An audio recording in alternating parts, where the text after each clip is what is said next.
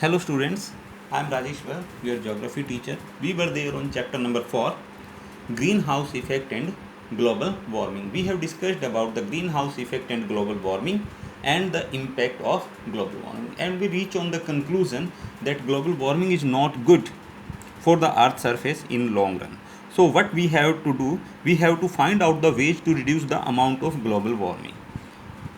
We can use reduce it by the certain measures, like by using the bamboo and recycled metal at the time when we are going to construct a building. And also we can use organic paints in place of chemical paints, by using the solar energy to heat and light the homes and offices, because all of you are aware that the electricity which is coming at our home, it's coming from the thermal power plants.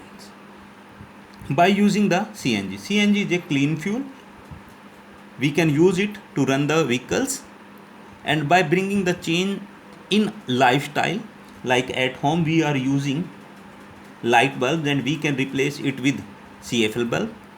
And when we are going outside, or suppose we are going to school with our own vehicle, we can use public vehicle or carpooling we can do. With this, amount of gases will reduce from the vehicles. Our next topic is ozone layer. Global ozone layer is depleting day by day. First of all, we will discuss what is it. Ozone layer is found in the stratosphere at a height of 20 to 40 km above the earth's surface. This layer protects us from the harmful ultraviolet rays of the sun.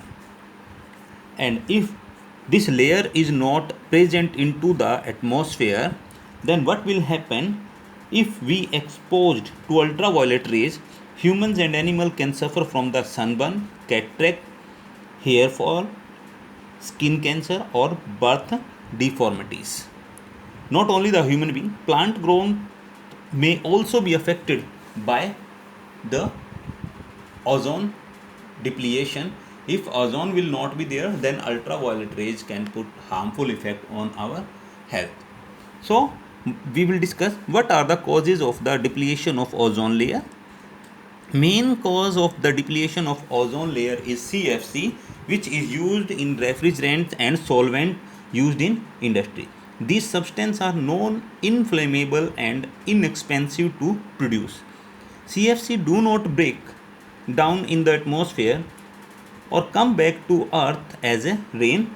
They float up into the air with the help of winds and warm air currents.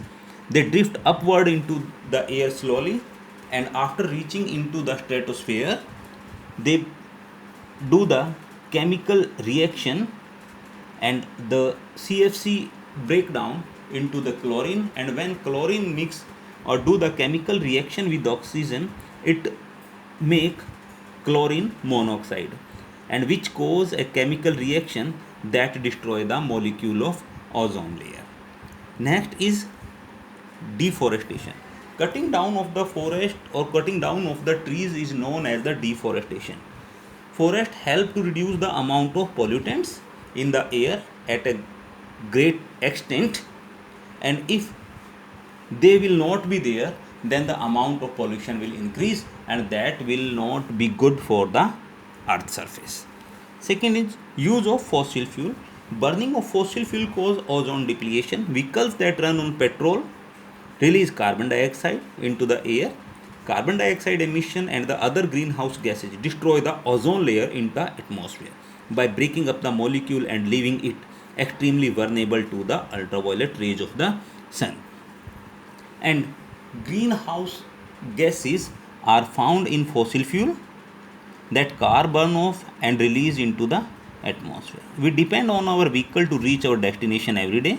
This means that increase in the fossil fuel emission, the greenhouse gases will increase into the atmosphere. So we have to use the alternate source, or we have to make a strategy to reduce the amount of global warming into the atmosphere.